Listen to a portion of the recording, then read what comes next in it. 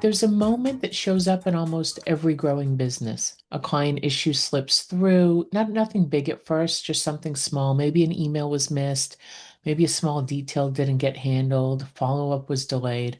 And when you go to figure out what happened, you hear some version of, I thought Susie had it. I thought Joe had it. And now you've got a problem. There's the issue itself, of course, the missed email, the delayed follow-up, whatever it happens to be. And more importantly, the realization that no one owned it. And if no one owned this, what else isn't being owned? Tasks, projects, where else is their assumption? Because somewhere along the way, ownership got blurry.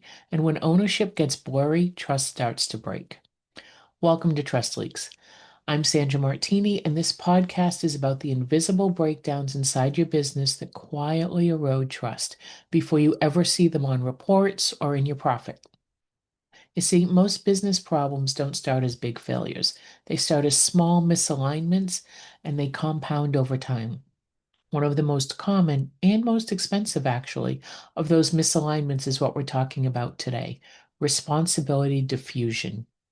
Fancy name.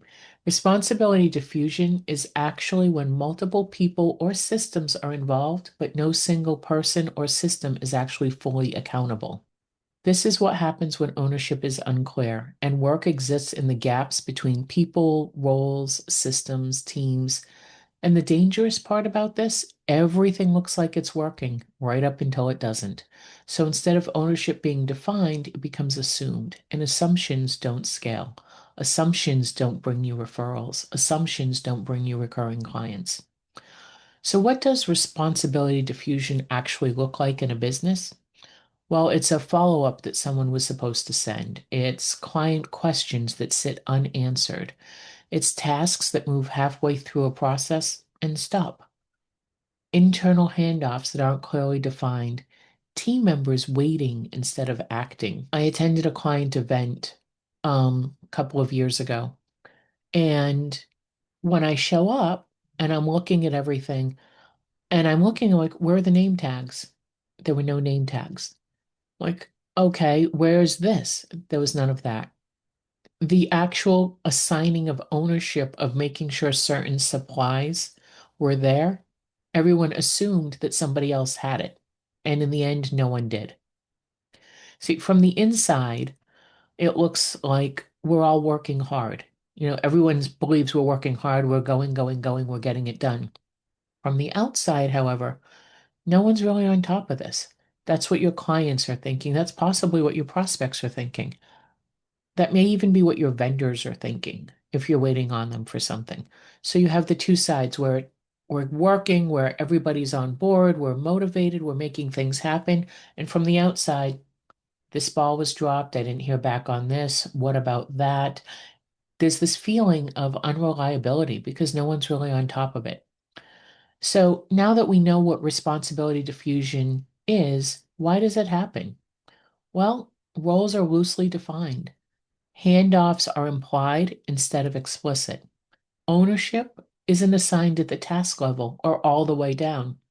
So maybe you have a manager responsible for the project, and the manager is not the one that's going to be ordering the name tags for the event.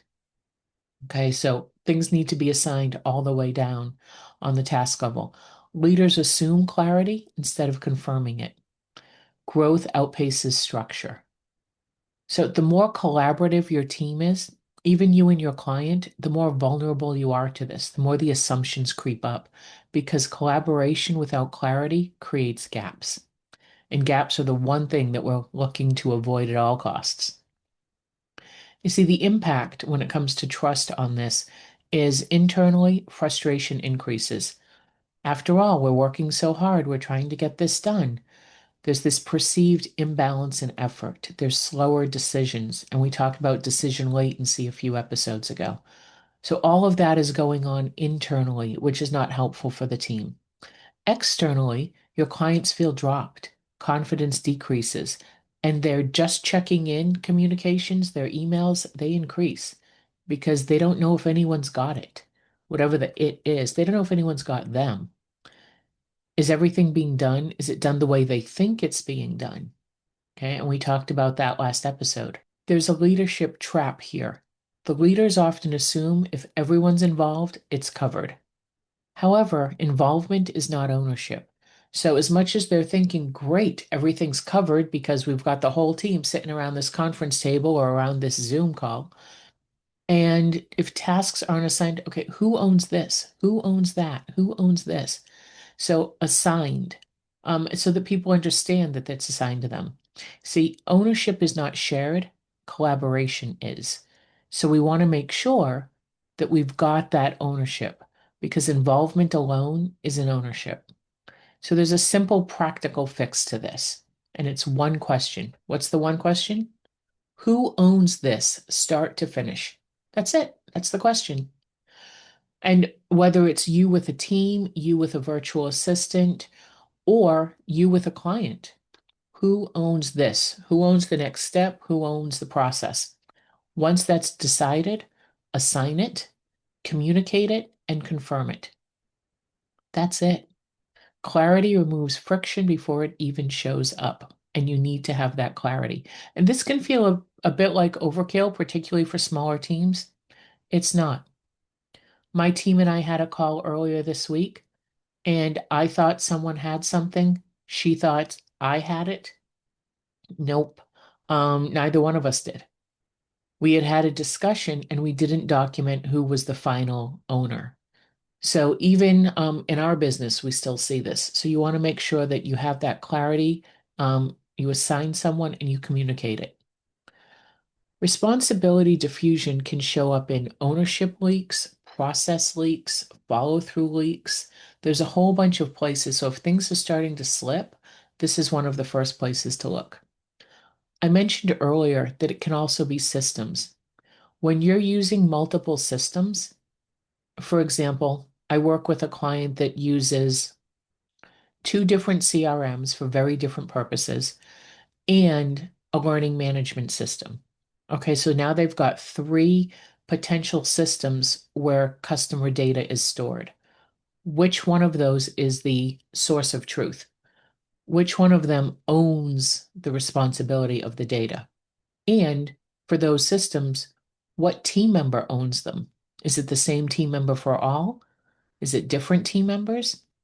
So you need to ensure that it's not just people that understand, but that people understand which systems are the source of truth. Because trust me, things will come up and you're like, well, wait a minute, which one is accurate? So you always want to make sure you've got that managed. If things are slipping, these are the places that you want to look. Most businesses don't lose trust because their people don't care. It's exactly the opposite. They lose trust because no one's clearly responsible, oftentimes because everyone wants to be collaborative. So they want to make sure everyone's involved. And yet, at the end of the day, who owns it? Clarity protects trust at scale, in addition to a small founder operated business. Okay, you can never have too much clarity. See, responsibility doesn't just disappear in a business, it just becomes unclear.